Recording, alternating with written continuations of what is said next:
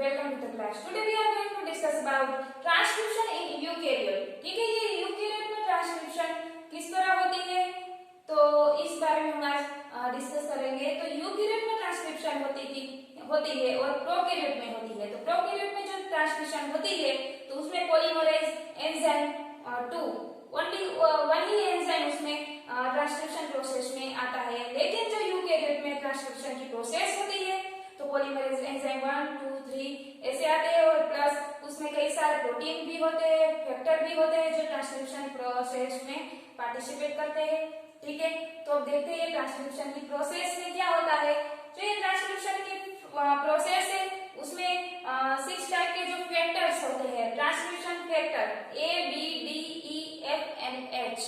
ठीक है, और ये जो H फैक्टर है, ठीक है, वो लार्जेस्ट उसकी चेन होती है, बहुत बड़ा होता है ये एंजाइम, ठीक है, फैक्टर होता है। तो ये क्या करता है, उसमें 2 टाइप की एक्टिविटी होती है। उसमें जो कुल मिला के 9 सब यूनिट होते हैं और उसमें 2 टाइप के डिवाइड होते हैं। 7 का सब यूनिट होता है, उसमें जो काइनेस एक्टिविटी होती है, और दूसरा होता है जो 2 सब यूनिट होता है। ठीक है, उसमें एटीपीएस की एक्टिविटी होती है। तो उसमें एटीपीएस एंड हेलिकेज, ठीक है, दोनों टाइप की, हेलिकेज मींस काइनेस, ठीक है, ये 2 टाइप की एक्टिविटी होती है। फिर ये जो एच है वो क्या करता है, unbinding DNA at start side point, ये जो स्टार्ट साइड पॉइंट है वहां से वो अनबाइंडिंग करना शुरू कर देता है। ठीक है, तो ये जो ट्रांसक्रिप्शन की प्रोसेस है, यहाँ हमने जो डीएनए लिया है, ठीक है, डबल हेलिकल ऐसे चेन नहीं लिया क्योंकि आपको समझने में थोड़ी आसानी होगी। ठीक है, ऐसा डबल हेलिकल है तो आपको कहाँ फैक्टर कहाँ से वो ऐड होता है वो यहाँ क्लियरली दिखाई देता है। इसलिए हमने ये जो सिंपल से डीएनए सीक्वेंस ली है, ठीक है, तो ये जो डीएनए है वो कहाँ पर ये ट्रांसक्रिप्शन की प्रोसेस होती है, टाटा बॉक्स, हमने आगे डिस्कस किया था ना कि जो टाटा बॉक्स होती है, टीए जो सीक्वेंस होती है डीएनए की, न्यूक्लियोटाइड की जो सीक्वेंस होती है वो टाटा बॉक्स में, ठीक है, वो जो कोडिंग रीजन था उसमें। तो ये जो टाटा बॉक्स में है वो फर्स्ट ऑफ ऑल कौन ऐड होता है, टीबीपी, मतलब कि टाटा बाइंडिंग प्रोटीन। ठीक है, ये जो प्रोटीन है वो टाटा बॉक्स पर ये बाइंडिंग करता है फर्स्ट ऑफ ऑल। फिर उसमें ट्रांसक्रिप्शन फैक्टर ए जुड़ जाता है। ठीक है, यहाँ 6 टाइप के जो फैक्टर्स है 1 by 1 सभी उसका रोल आता है। तो ये ट्रांसक्रिप्शन ए और ट्रांसक्रिप्शन फैक्टर डी दोनों जुड़ जाते हैं स्टार्ट साइड से यहाँ पर आगे। अब ये जब ये जो ट्रांसक्रिप्शन ये बाइंडिंग करता है प्रोटीन, फिर क्या होता है, ये जो बाइंडिंग करता है तो उस पर पॉलीमरेज एंजाइम 2 होता है। ठीक है, हमने आगे देखा था जो प्रमोटर था उसमें first of all polymerase enzyme 2 आता था, लेकिन जो ट्रांसक्रिप्शन की प्रोसेस है वो रिकॉग्नाइज नहीं कर सकता था, मतलब कि जो ट्रांसक्रिप्शन की प्रोसेस है वो स्टार्ट नहीं कर सकता था, पर सिग्मा फैक्टर आता था, फिर उसको जो कमांड दे के ट्रांसक्रिप्शन की प्रोसेस होती थी। अब यहाँ जो 6 फैक्टर है वो इस प्रोसेस में जो प्रोसेस है उसको कंटिन्यू करेंगे। तो यहाँ पर ये जो आरएनए पॉलीमरेज 2 आया, फिर यहाँ पर ऑलरेडी ए था, डी था फैक्टर, फिर उसमें बाइंडिंग करेगा transcription factor D, transcription factor E and last में ट्रांसक्रिप्शन फैक्टर एच आएगा। जो हमें आगे कहा उस तरह ये बहुत बड़ा फैक्टर है। ठीक है, तो ये जब सारे फैक्टर यहाँ पर मौजूद होते हैं तो क्या होता है, जो उस प्रमोटर रीजन पर होता है वो उसमें लोडिंग होती है। ठीक है, लोडिंग होता है तो क्या कर जाता है, वो अनबाइंडिंग हो जाता है। फिर ये इनिशिएशन का पार्ट होता है। फिर ये जब प्रोसेस आगे बढ़ती है तो इलोंगेशन में आती है। तो इलोंगेशन में क्या होता है, ये जब 5 प्राइम की 3 प्राइम की चेन है, ठीक है, अब ये जब लोडिंग आता है तो ये सारे धीरे धीरे जो ये फैक्टर्स होते हैं उसका काम करके वो निकल जाते हैं। कौन बचता है, ओनली पॉलीमरेज 2 एंजाइम।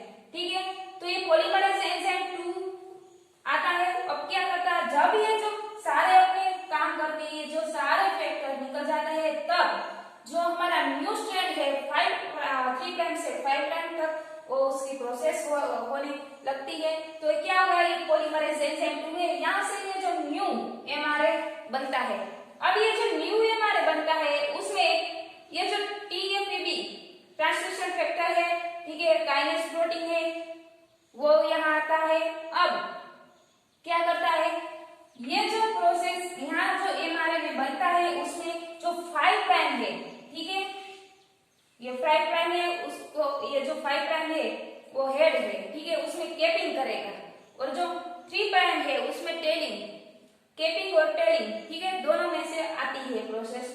तो फर्स्ट ऑफ ऑल क्या करेगा, ये कैपिंग की प्रोसेस होगी तो क्या करेगा, ये जब काइनेज प्रोटीन आता है फिर क्या होता है, ये जो ट्राइफॉस्फेट होते हैं, ठीक है, आरएनए ट्राइफॉस्फेट होते हैं, वो क्या करते हैं, ये जो फॉस्फेट है उसको रिमूव करते हैं।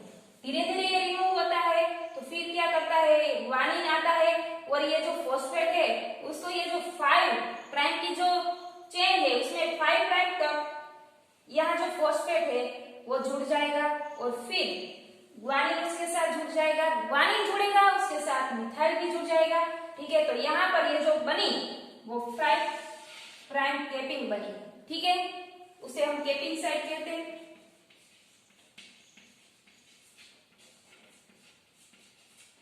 अब ये कैपिंग बनते हैं तो क्या करेगा, धीरे धीरे ये जो हमारा न्यू एमआरए बना वो यहाँ से सेपरेट हो जाएगा, अलग हो जाएगा, और यहाँ से ये जो 5 प्राइम 3 प्राइम हमारा एमआरए में मिला, लेकिन कैसा मिला, प्री मेच्योर मिला। अब इसको जो प्री मेच्योर एमआरए है उसमें से हमें मेच्योर एमआरए बनाना हो तो उसकी भी एक प्रोसेस होती है, तो उसको सिंथेसाइज, जो प्री मेच्योर एमआरए को सिंथेसाइज करने की प्रोसेस अब हम देखते हैं। तो अब देखते हैं ये जो यूकेरियोटिक में जो एमआरएनए सिंथेसिस है, ठीक है, हमें जो ट्रांसक्रिप्शन प्रोसेस में जो हमें प्री मेच्योर एमआरएनए मिला था उसमें से हमें मेच्योर एमआरएनए बनाना है, तो उस सिंथेसिस जो एमआरएनए सिंथेसिस की जो प्रोसेस है उसके बारे में हम डिस्कस करेंगे। सो यहाँ जो प्रोसेस है उसमें 2 ऐसे फैक्टर है जो प्रोसेस का शुरुआत में उसका रोल होता है, जैसे कि CSTF एंड CPSF। ये CSTF क्या है, तो ये क्लीवेज स्टिमुलेशन फैक्टर है और दूसरा है क्लीवेज एंड पॉलीएडेनाइलेशन स्पेसिफिसिटी फैक्टर, ठीक है, ये उसका फुल फॉर्म दिया। अब हमें ये जो ट्रांसक्रिप्शन की प्रोसेस देखी थी, ठीक है, ये 5 प्राइम की 3 प्राइम की, तो यहाँ पॉलीमरेज एंजाइम था, उसमें से ये प्रीमेच्योर एमआरएनए हमें मिलता था, ठीक है।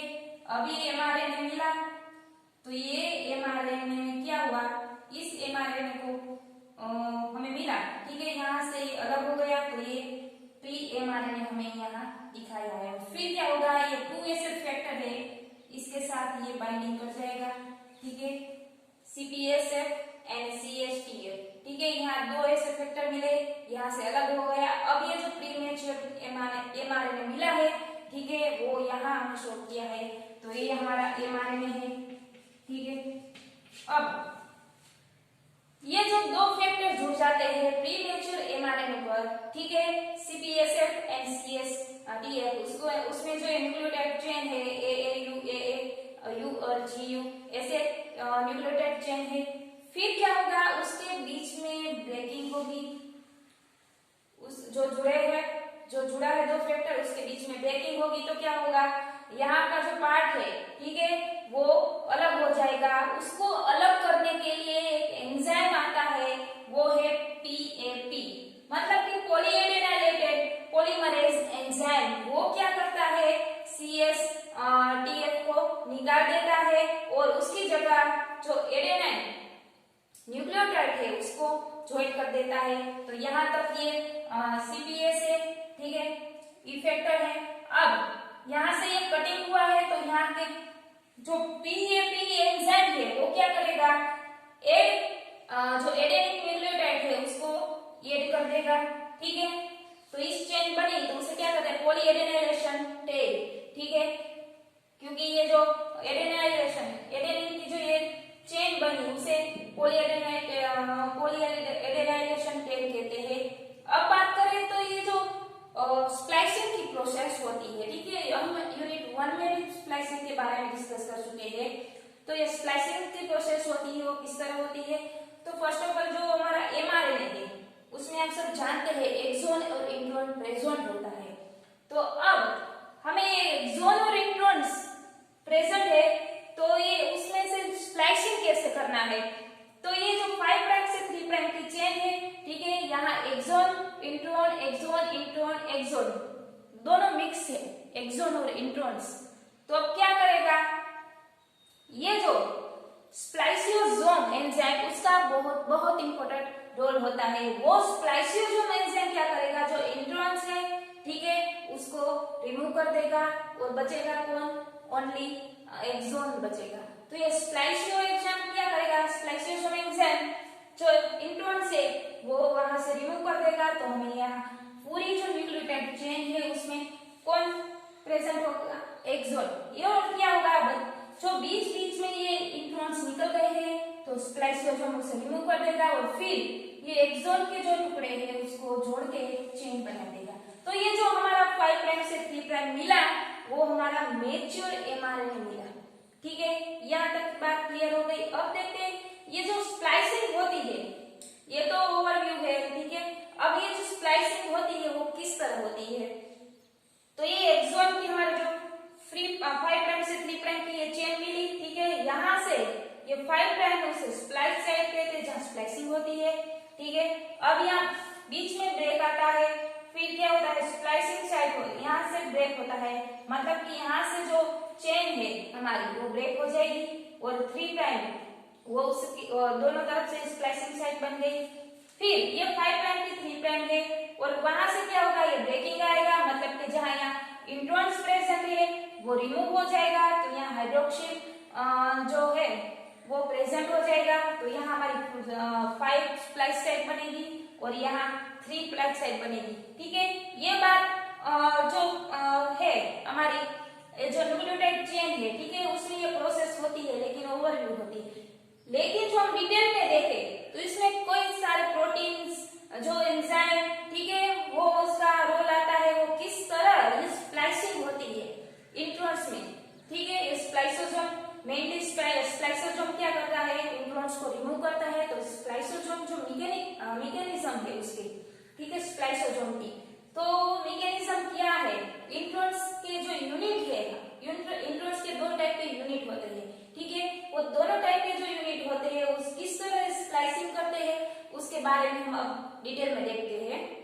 अब ये जो स्प्लाइसोसोम है, ठीक है, इंट्रोन्स को वो एग्जिट करता है, ठीक है, वो रिमूव कर देता है और एक्सोन है, ठीक है, उसकी चेन बनाता है। ठीक है, ये प्रोसेस हुई थी, लेकिन वो जो इंट्रोन्स होता है, ठीक है, स्प्लाइसोसोम जो स्प्लाइसोसोम होते हैं, ठीक है, उसकी वजह से ये इंट्रोन्स की प्रोसेस होती है। तो क्या होता है, ये यहाँ जो इंट्रोन्स का जो क्लासिफिकेशन आता है, इंट्रोन्स में 2 ग्रुप है, ठीक है, ग्रुप 1 एंड ग्रुप 2 है। ठीक है, ये प्रोसेस हम डिटेल में देख रहे हैं, इसलिए आपको ये सब जो इंफॉर्मेशन है, ठीक है, उसको ये आपको इंफॉर्मेशन बहुत इंपॉर्टेंट है देना। तो क्या होता है, ग्रुप 1 में है वो स्प्लाइसिंग होती है, ठीक है, लेकिन कैसी होती है, ग्रुप 1 में कुछ खास नहीं है, वो सेल्फ स्प्लाइसिंग रिएक्शन होता है। ठीक है, as no protein are involve, इसमें कोई प्रोटीन इन्वॉल्व नहीं होता। लेकिन जो ग्रुप 2 होते हैं उसमें जो ये स्प्लाइसियोसोम मैकेनिज्म है, ठीक है, वो आपको बहुत अच्छी तरह से समझनी है। तो क्या होता है, ऐसे जो हमारा जो बनता है, ठीक है, mRNA बनता है, उसमें स्प्लाइसिंग की प्रोसेस होती है, हाइड्रोक्सिल जो ग्रुप है वहां ऐड होता है, ग्वानिन होता है, ठीक है, वो ऐसे का ऐसा ही होता है, पर उसमें कोई प्रोटीन ऐड नहीं होता, ठीक है, इन्वॉल्व नहीं होता। अब ग्रुप 2 की बात करें तो उसमें भी सेल्फ स्प्लाइसिंग होती है, वो उस तरह की मैकेनिज्म होती है और बाइस्प्लाइसियोसोम कॉम्प्लेक्स होता है। ठीक है, ये स्प्लाइसियोसोम कॉम्प्लेक्स की वजह से ये स्प्लाइसिंग होती है। तो उसमें क्या होता है, the adenine reside is present in the sequence of introns. अब उसमें क्या होता है, ये जो एडेनाइन होता है, ठीक है, वो क्या होता है, प्रेजेंट करता है जो ये सीक्वेंस होते हैं, ठीक है, इंट्रोन्स के, वो एडेनाइन ऐड होता है तो क्या होता है, लूप लाइक स्ट्रक्चर बना देता है इंट्रोन्स का। ठीक है, यहाँ एडेनाइन ऐड हुआ तो उस जो स्ट्रक्चर बना, उसको हम क्या कहते हैं, लुरिएट। ठीक है, उस स्ट्रक्चर को हम लुरिएट की तरह ऑब्जर्व करते हैं। फिर क्या बात हुई, ये जो प्रोटीन और जो एसआरएनएस है, ठीक है, वो क्या होता है, जहां इस ग्रुप 2 में इतने प्रोटीन पार्टिसिपेट करते हैं कि जैसे जो आरएनए है, ठीक है, उसमें स्मॉल न्यूक्लियर आरएनए एसआरएनएस है, और उसमें जो 5 टाइप के, ठीक है, ये 5 टाइप के जो U1, U2, U4, U5 है और U6 है।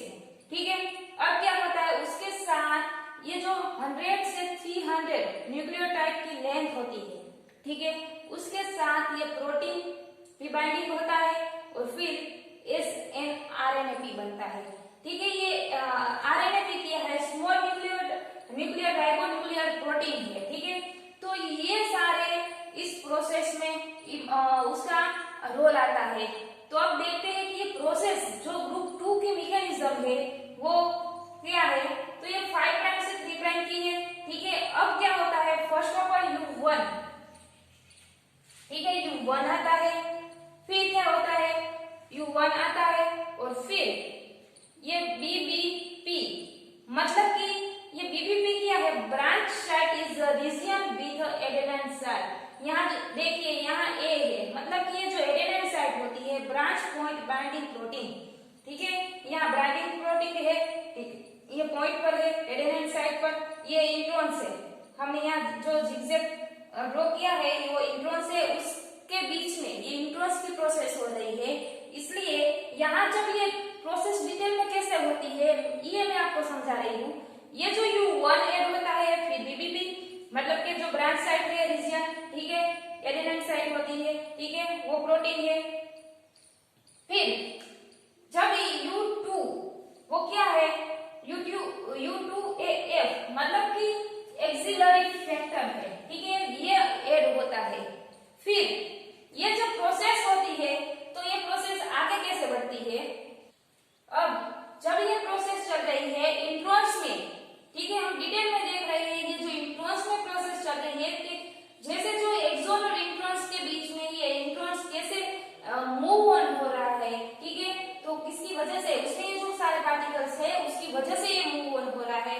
तो क्या होता है, यहाँ जब U1, BBP एंड U2AF की बाइंडिंग हुई है, ठीक है, यहाँ जो तीनों कॉम्प्लेक्स जुड़े हैं, फिर क्या होता है, जब यहाँ U2, ठीक है, यहाँ U2 प्रेजेंट नहीं है, U1 है, BBP है और AF है, तो क्या करेगा, तो जब ये U2 एंटर होगा तो क्या करेगा, BBP की जगह से ये आ जाएगा और BBP को रिलीज कर देगा। ठीक है, यहाँ जो BBP प्रेजेंट था उसको ये रिलीज कर देगा और उसकी जगह U2 आ जाएगा। ठीक है, अब क्या करेंगे, धीरे धीरे वो जो पार्टिकल्स थे, ठीक है, वो अपना काम करके वो रिलीज होते जा रहे हैं।